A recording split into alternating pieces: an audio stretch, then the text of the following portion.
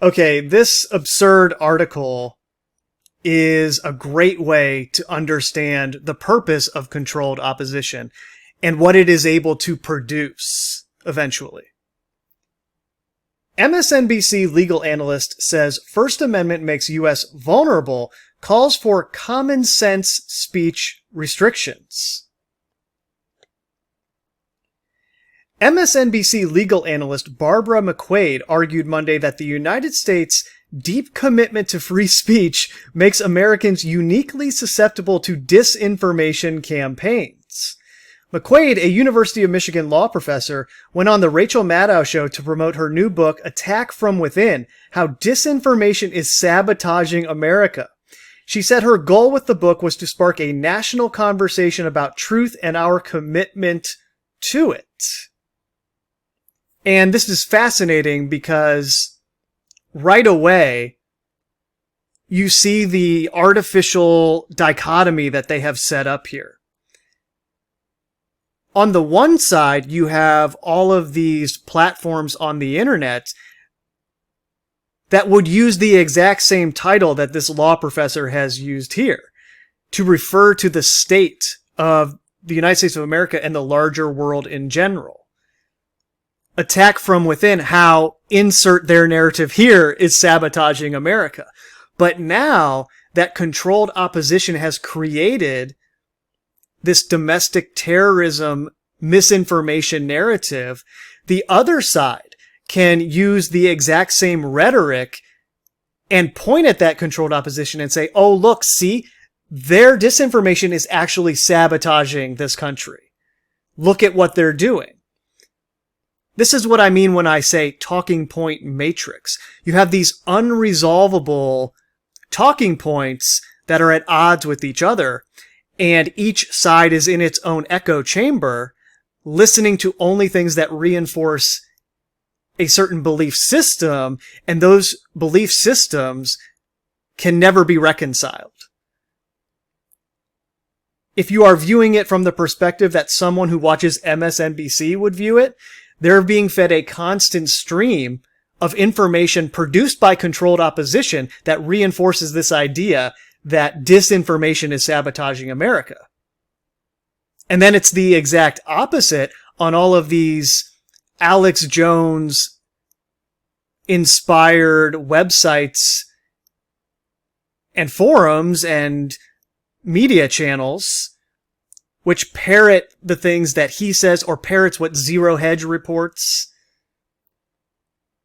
or any other similar platform, and they feed that group of people the same narrative over and over again so that they view it the same way. It's just, oh, that's the deep state doing it to us. That's that evil cabal that controls the world doing it to us. They're the ones sabotaging America. And though I have distanced myself from that in the best way that I can, I'm still saying a similar thing when I talk about the ritual destruction of the United States of America. Hopefully I'm doing it well enough so you can see how the whole thing is functioning as opposed to being caught in the web of it via the way I do it. But still, to the people who aren't quite at that level yet, they could mistake what I'm saying for that thing, which is the danger of it when you get into this kind of stuff and start to discuss it. In any event, this is what a long con is. And we're now getting to the stage where they're unveiling the next part of it, which is the part that was designed to come into existence all along through it. I've been paying attention to this stuff for a long time. After Sandy Hook, there was this artificial explosion of YouTube channels that were talking about crisis actors and fake scripted events that transpired, at least according to them. And these people would constantly refer to the idea of fake news to describe those events. They constantly used the term fake news. It became very popular. And then all of those platforms suddenly out of nowhere supported the presidential candidacy of Donald Trump. And then Donald Trump co-opted the term fake news into the big R that he had next to his name when he ran for president. And all of a sudden, he was on national television referring to the media companies as fake news. So he co-opted this whole underground thing that was going on the internet by stealing the term fake news and using it to describe channels like MSNBC and just the mainstream press in general. To the point where his adoption of fake news was then incorporated into the QAnon narrative, and then that was further incorporated into the domestic terrorism narrative that came out of January 6th, where they could refer to real, quote-unquote, far-right violence in the context of making claims like the news is fake. And the idea that all that news is fake plays into this idea that this law professor is referring to here, just broadly known as disinformation campaigns. Hey, look, there's all these people on the internet led by this conspiracy theorist President Donald Trump who is referring to everything that's real that we're giving you as fake news. We have this disinformation epidemic, and the biggest problem of all is that the United States of America, via the First Amendment and free speech, allows it to happen. This is a huge problem. We need to take care of this. And so what does she say? Hey, we need common sense regulation of free speech in America now. And those of you who have been paying attention to what's been going on in the United States of America for a long time will be well aware of how that is the exact phrasing that they've used with the Second Amendment to legislate changes into it. We need common sense gun regulations. Hey, I'm a supporter of the Second Amendment, okay? Trust me, I am. But we need some common sense regulations, okay? Look at what's going on all around us with gun violence. Well, it's the same thing here. It's the exact same formula. In that context, you see what she says here. Her goal with the book was to spark a national conversation about truth and our commitment to it.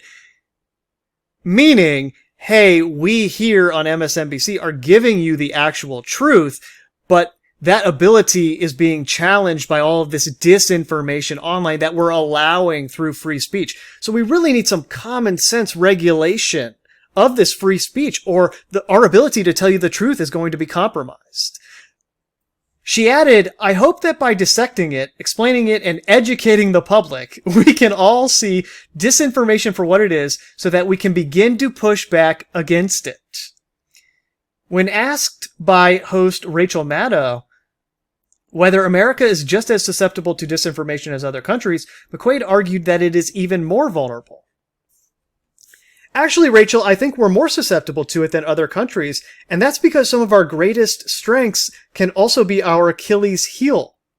So, for example, our deep commitment to free speech in our First Amendment, it is a cherished right. It's an important right in democracy, and nobody wants to get rid of it, but it makes us vulnerable to claims that anything we want to do related to speech is censorship. Ah, now you see what she tried to do there. Very clever. Very clever. But let's unpack it. What they are trying to do is get around the fact that every person who sees what they're trying to do is going to very logically claim that this is a form of censorship. So they need to come up with a way to market this as if it's not censorship. In other words, hey, we're not trying to censor you, but we also have this problem of disinformation that's the result of free speech, so we just want some common sense regulation of it. It's not censorship, it's just common sense. Look at this problem we have online where these blatant lies are being told and this blatant disinformation is being spread around. Look at all the medical misinformation that was going around during COVID. This is endangering people's lives. This misinformation can lead people to be violent. Look at all of these examples we have of people being radicalized online by sites like 4chan and X. This is very dangerous. So we're not trying to censor you. We're not trying to censor all of you good citizens who aren't trying to do any of that stuff. No. We just want to common sense regulation of speech so that we can prevent this disinformation that's causing violence and potentially causing people to die. Okay? Our hearts are in the right place. That's why we want to get rid of the First Amendment. Okay? Not entirely, just a little bit. And we all know how this works. Once you give them an inch, they take that full mile eventually, which is why you can never give the inch. So that's what this law professor meant by that sentence there. It's a form of marketing that I'm sure was given to her by her handlers, where they said, hey, look, we need to position this narrative as if we're not in any way censoring, because that's what it will look like. That's how everyone will perceive it, because that's what we're actually doing. So we need some kind of marketing campaign where we'll convince them that it's not actually censorship. She argued, of course, the Supreme Court has held that all fundamental rights, even the right to free speech, can be limited as long as there is a compelling government interest and the restriction is narrowly tailored to achieve that interest.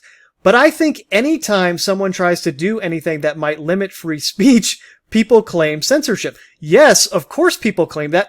That's what it is.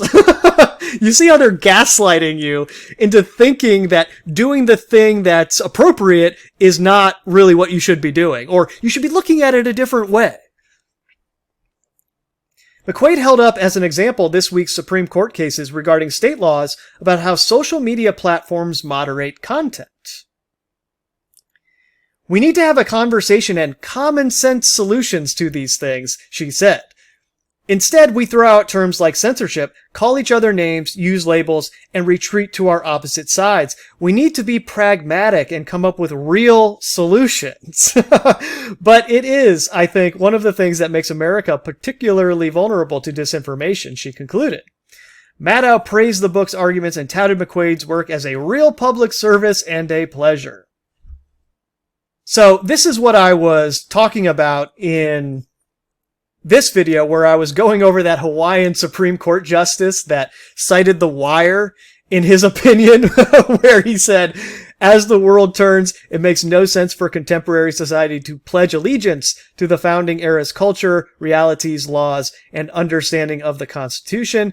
The thing about the old days, they the old days. I got into the idea about how this is an increasing trend in legal circles where they're trying to normalize this idea that we need to detach from the old ways that are codified in the actual documents that we refer to as the Constitution and the Bill of Rights. And a big part of that, as I've gone into in other videos, is this idea of the settler colonist racist narrative that is being promoted as it relates to the establishment of all of these Western quote-unquote countries. That idea is working in tandem with these ideas, legally speaking, regarding the founding of the country, and it's combining together to create this picture in the minds of especially young people where it says, hey, look, none of these countries should exist in the first place. We need to get rid of all of this and change to reflect the modern world, which, of course, is a very convenient development when the time of the nation state has ended and you want to move on to a different system. This evil colonizer rhetoric is fitting quite nicely into the ritual destruction of America agenda. And that's the point of all of the open society funded movements as one form of controlled opposition, which is designed primarily for college-aged students. That's where those NGOs all kind of target their narratives so that these younger people who are more impressionable and don't understand what's really going on serve as the energetic momentum for this idea that things need to change. And that is working in tandem with their other controlled opposition on the quote-unquote far right that is taking the idea of nationalist sentiment and co-opting it into a domestic terrorist narrative that can't be allowed to exist. And by pushing and pulling those two sides against each other, in the underground, on the fringes of society, via the mainstream media that points at all of it, you eventually create this momentum to both destabilize the political system of the country and delegitimize the idea of the existence of the country itself. Those things are happening simultaneously, where you can have Americans of all different types and all different socioeconomic statuses working against each other instead of together, because they're only repeating what's been put in their mind by those various streams of information that are artificial in every way that something can be artificial. And of course, these things are done with many different purposes in mind, but in that connection, these controlled opposition movements also serve as pressure valves where they can release some steam that's built up into the system that might burst pipes otherwise. Well, they give these little valves here and there, metaphorically speaking, where people can place their energy and that steam gets released from the system and it doesn't hurt the system in any way. There's no burst pipes or anything along those lines. No, they very elegantly deal with the energy that will always come up when they try to change something fundamental along these lines. There will always be resistance to it, and that's what controlled opposition is for on both sides, in every way you can imagine it. There will always be a movement that they control that serves that purpose. Not only does it siphon energy away from the system itself, but it then turns that energy into something that it uses for itself as a way to shift narratives in the direction that they want it to go. This, in particular, the narrative that we need common sense restrictions on free speech eventually, was the long con of the one side of the controlled opposition. It was designed from the beginning to create the conditions where someone could go on a mainstream news channel and legitimately make a case for why we need to limit free speech in some ways. And along those lines, I want to show you from their own source, Wikipedia, how they gave QAnon mainstream attention. By design. QAnon first received attention from the mainstream press in November 2017. Newsweek called it Pizzagate on steroids. Gossip columnist Liz Crokin, a Pizzagate follower, was one of the first public figures to embrace QAnon and became one of the movement's most prominent influencers. Fox News personality Sean Hannity and comedian Roseanne Barr spread the news about it to their social media followers in early 2018. And the conspiracy theory gained traction on the mainstream right. Think about this. If they didn't want it to gain traction, would any of these mainstream figures ever cover it in the way that they did? No, of course not. They would just blacklist it like they do everything else they don't want to become an issue. But here we have examples of the mainstream of mainstream personalities promoting it. People that everyone knows. At this time, InfoWars host and far-right conspiracy theorist Alex Jones claimed to be in personal contact with Q. And that's amusing to me. I wonder if that gets covered on his latest streams, wherever he's broadcasting his clown show from. I don't know, but I wonder if he goes into the fact that he's still in contact with Q or brings that up ever. My guess would be he never talks about that. This led to the presence of QAnon followers at a July 2018 Trump rally for the midterm elections in Tampa, Florida, the first visible presence of the QAnon movement at Trump rallies. So there you go. Alex Jones was directly responsible for QAnon merging with Donald Trump's political movement. And this is what I've been talking about in all my videos since I started covering that fake news issue well before Trump became president, is that they intentionally merged the mainstream Republican Party with the alternative conspiracy scene to create the foundation they would need for the domestic terrorist movement to destabilize the political system in the United States of America and provide the pretext for things like common sense restrictions on free speech. Which is why these characters all say such outrageous things in the way that they say them. So there's this paper trail of evidence of them contributing to the incitement of violence or hate speech, quote unquote, which there's no such thing as that. But that's the other way they're trying to get around the First Amendment, by pointing at things like this and saying, look, all of these personalities and accounts are promoting hate speech, which we define as these things, and we are private social media companies giving us the ability to censor anything that we want. We can ban any kind of speech that we deem necessary, which in effect is a censorship that gets around the First Amendment because everybody uses these main platforms now. It's essentially the town hall. I mean, that's how Twitter literally described itself when it was created, the online town hall forum.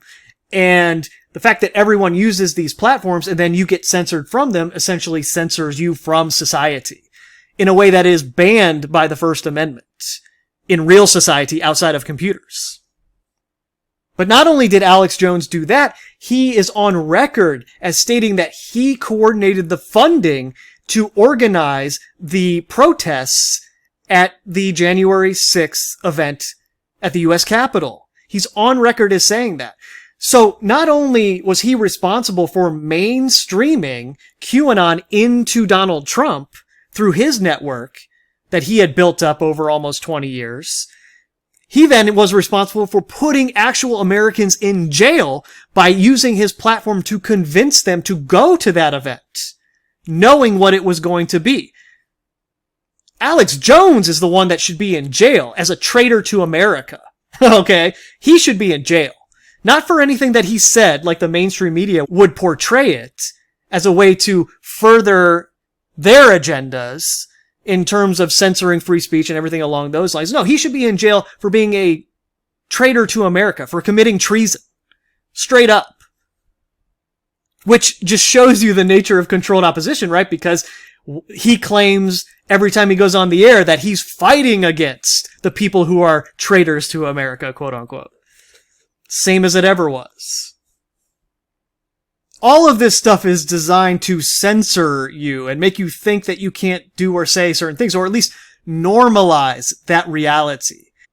Which you can see here in this picture right next to what I was reading, where a member of the Broward County SWAT team was seen wearing a Q patch in 2018 and was reprimanded and removed from the SWAT team as a result. As early as 2018, even before J6 and all of that was going on, they were establishing this narrative that you can't promote these kinds of things because they represent this thing and the other thing and that thing, which we've deemed as not acceptable. And that is the kind of thing that this law professor is talking about when she refers to common sense restrictions on free speech. These controlled opposition figures co-opt truths about reality that need to be able to be said, and then, by association with them and what they coordinate through them, they remove the ability to talk about those truths. It's a game they've been playing for thousands of years, as far as censoring what people can actually say. And that's why they created their Alex Jones figure, gave him some credibility by discussing some true things, right? They did this when he went on with Tucker Carlson. Tucker Carlson pointed to the fact that Alex Jones predicted this thing and that thing. Hey, and then they're censoring you even though you were right. Well, yeah, of course they let him be right about certain things because his whole entire purpose is to get those things that are true censored, right? To get those things on the list that are a part of the common sense free speech restrictions that you can't say anymore. That's the whole point of him existing and having said true things. And plus, they have to be able to talk a little bit of truth or it wouldn't work as controlled opposition in the first place. But the overall agenda is to take those true parts of it and forever soil them as some kind of hate speech artificially created in someone's mind that, hey, you can't say that thing. That means you hate somebody. Or that means you might commit violence or somehow destroy democracy. And as I went into in prior videos on QAnon, you have to understand that that movement is becoming worldwide. And every country that's a part of this system is using it as the example of the far-right, pro-nationalist contingent of their countries that is resisting the changes that are necessary for world government. And in that way, in particular in the United States of America, they have associated QAnon with Russia for a long time via the mainstream outlets. They've had this narrative associating Donald Trump with Russia since he was running for president.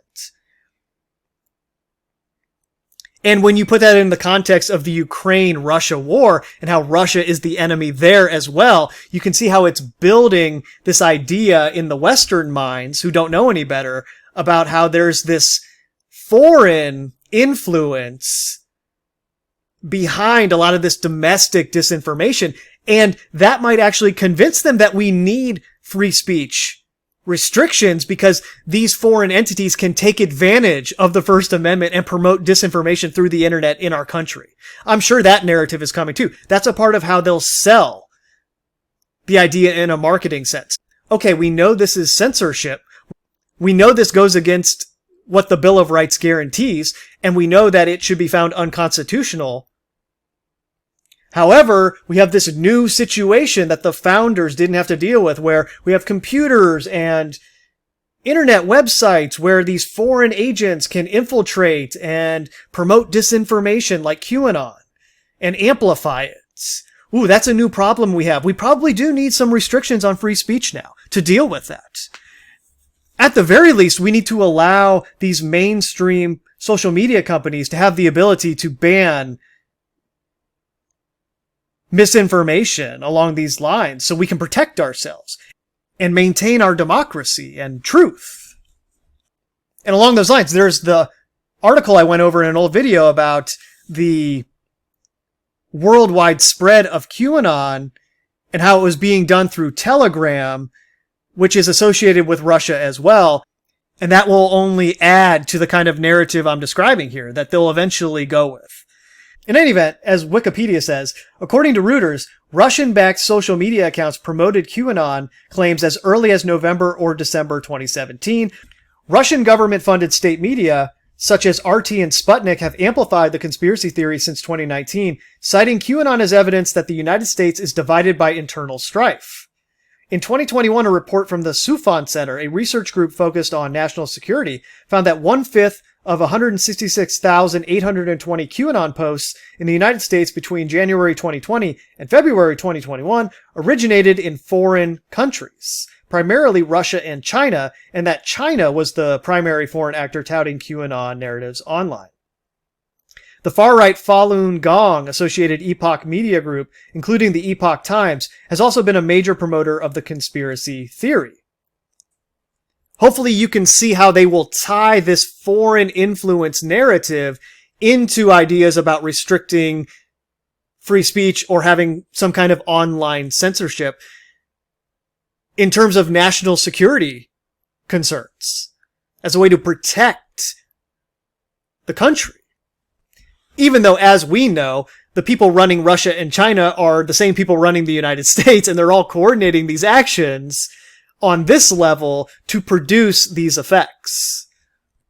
Or alternatively, if you don't want to go with that idea, they have all the back doors to everything where they could just say, hey, we trace these IP addresses to Russia and China. We know it was them that were doing this in part, amplifying this stuff because it was destabilizing the United States and they wanted to contribute to that because it benefits them, blah, blah, blah, right? Either way, we know this is the agenda that is being orchestrated behind the scenes. Julian Assange is a complicated case, and I won't pretend to know exactly what happened there because there's so many moving parts. But the reality is, Julian Assange and Wikileaks was responsible for Pizzagate by publishing the DNC hack and giving us access to Podesta's emails. And at the same time, Julian Assange is represented by the same law firm that represents one of the Rothschild's properties. And part of his bail was paid at one time by someone who also has affiliations with the Rothschild family. Well, you have to zoom out a little bit and look at the big picture as it relates to what has WikiLeaks actually accomplished since it came into existence. Forget about all the official narratives and stories that surround Assange and everything associated with it. What has it done? When you look at all of the leaks, they are overwhelmingly centered on Western government abuse of power, particularly the United States government's alleged abuse of power. Many of the early leaks involved information and videos from the United States military campaign in Iraq and Afghanistan. Then the thing that WikiLeaks did, which got Julian Assange in trouble with the United States, was when he leaked Bradley Manning's classified information. And to this day is the reason that the United States wants to extradite him and charge him for those alleged crimes. And then later there was the Vault 7 leak, which involved the CIA and its activities made available for everyone to see. When you put it all together, it really ties in to the idea of weakening the nation state. Everything that WikiLeaks has published undermines the credibility of the United States of America's empire and just the Western governments in general, because it puts a lot of things that it's done and tried to keep a secret out in the open, which is convenient in the grand scheme of things when, as I said already, you're entering this phase where you want to remove the credibility of nation states because you want to move into a different system of global governance where national sovereignty and just the idea that these national governments can do all of these things is no longer viable. So in the grand scheme of things, you can see how WikiLeaks would be supported by the Rothschilds. You can see how it would be an agenda that they would be behind, while at the same time there would be conflicting information to that effect in the sense that, well, hey, Julian Assange is actually in jail now. So they tell us anyway, but he's actually in a British jail. Whereas before he was staying at the Ecuadorian embassy in London, kind of under the protection of those who live in London. And at the same time, he was making comments about the Clintons that you usually don't survive most of the time. And especially when you're the one publishing things that is exposing their network in certain ways. But regardless, in terms of the overall agenda, the DNC leaks had to happen to create their version of Pizzagate, which then led to their creation of QAnon, which then led to this domestic terrorist narrative that is now being used to further weaken and destabilize the United States of America and countries all over the world, meaning it was something that had to happen, and it has the benefit at the same time of discrediting the idea of there being human trafficking or child trafficking even going on, because you've associated that issue through these leaks with these quote unquote crazy people online who are promoting disinformation and are dangerous and are radicals and are domestic terrorists. So you accomplish a lot of different things all at once. And that's at least how I view WikiLeaks and Julian Assange in the context of all of this, and why he would have the ties that he does and the protection that he does, in spite of the fact that if you just look at it on paper, this guy is really dangerous and doing a lot of damage to the system. The only way you can kind of make sense of him still being around is the fact that the damage to the system was given the green light, and it was part of the overall agenda. And will later morph into new things, depending on what the script has in store, which, speaking of, I want to get to something that a commenter reminded me to cover, which is Project 2025. Now, I don't know if it's in the script for Trump to be the 47th president. It seems to be pointing in that direction, but like I said in the video on the 2017-2024 Great American Eclipse, I don't know which way they're going to take it. There's a bunch of different directions they could go.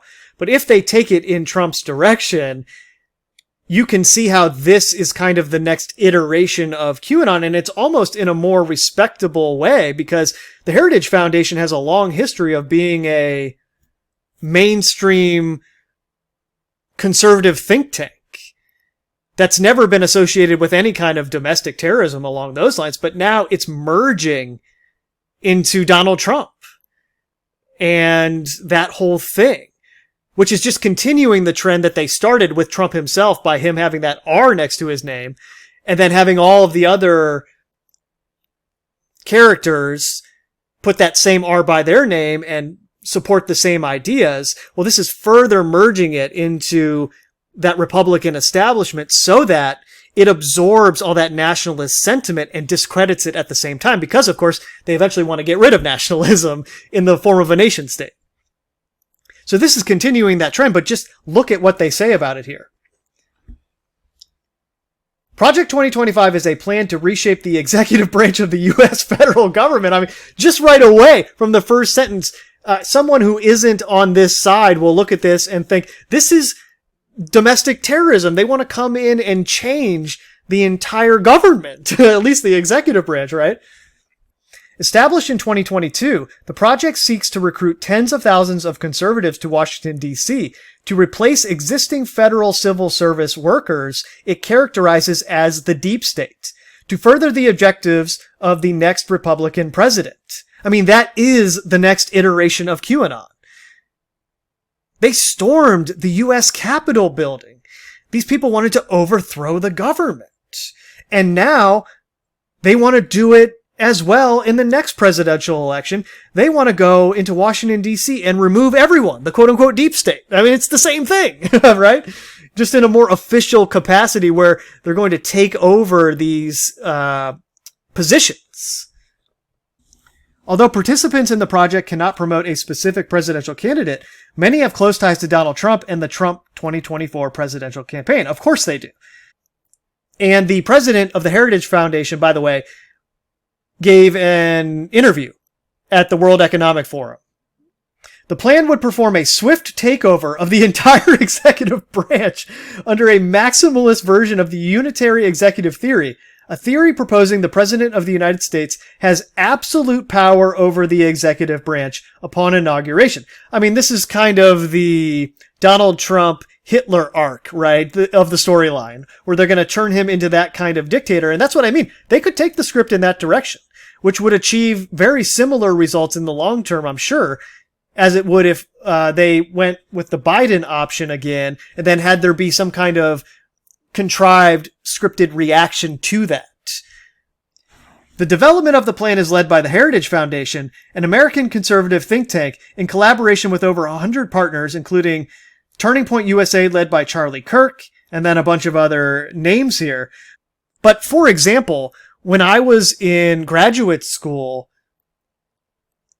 I remember other students who were in a constitutional law class showing me their textbook, and it was a Heritage Foundation constitutional law textbook. Like, this is an official conservative think tank that has some kind of prestige in those circles. And the fact that it is now merging with the Trump organization is just a continuation of the trend that they started initially in 2016 by merging Trump as the conspiracy theorist president with the mainstream political Republican establishment. And in that way, they conflate it all together, right? They conflate the evangelical right with the underground conspiracy scene, with the mainstream Republican congressional representatives who everyone knows. And slowly but surely, they merge all of that together. they have it represent nationalism. They put a lot of truth about what is really going on in the world in all of that mushed together, and then they discredit all of it at the same time by staging this insurrection, quote unquote, at the Capitol, which was the culmination of all of that rhetoric they put out on the internet through those controlled opposition platforms. In addition to all the stuff they did through those platforms during the pandemic, where they made medical misinformation a big part of this misinformation narrative that is now being used in an official way out in the open to say, hey, we need common sense free speech regulations. We got to start this conversation. And because I know the majority of people listening to this video will be the ones who consume the controlled opposition content, you need to really be aware of the power you're giving to this entire narrative by spreading the information that they spread without any kind of clarification. You have to be very diligent in researching these narratives and understanding where it's coming from so that you don't promote things that are being used for this agenda. I hope that makes sense.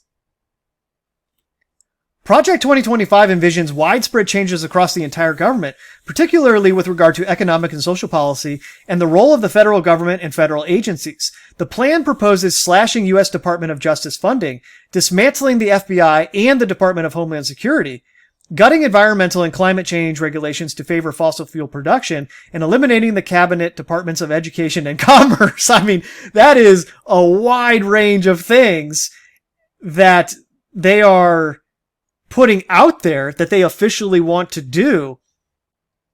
Citing an anonymous source, the Washington Post reported Project 2025 includes immediately invoking the Insurrection Act of 1807 to deploy the military for domestic law enforcement and directing the DOJ to pursue Trump adversaries.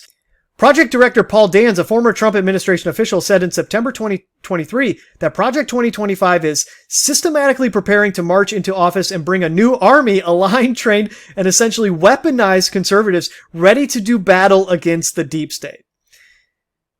I mean, there's a lot to unpack here. That is literally proposing martial law being issued by Donald Trump and using the Insurrection Act, which the other side is probably losing their mind over the irony of, given what they think he did on January 6th. Oh, now he's going to use the Insurrection Act after he engaged in an insurrection or helped promote it. And then he's going to use the Department of Justice to pursue his adversaries. And they're contextualizing it as an army marching in there and taking over the government, ready to do battle against the deep state. I mean, it is the next iteration of QAnon.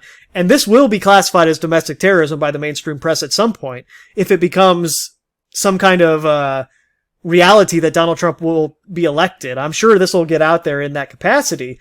So just keep all of this in the back of your mind. And like I said, be mindful of the things that you are promoting to other people. Understand where it's coming from and how it functions in the context of this larger agenda, because the only way that it won't unfold in the way that they have it planned is if the energy is cut off from all of these things that are supporting it and leading us in that direction. That's it.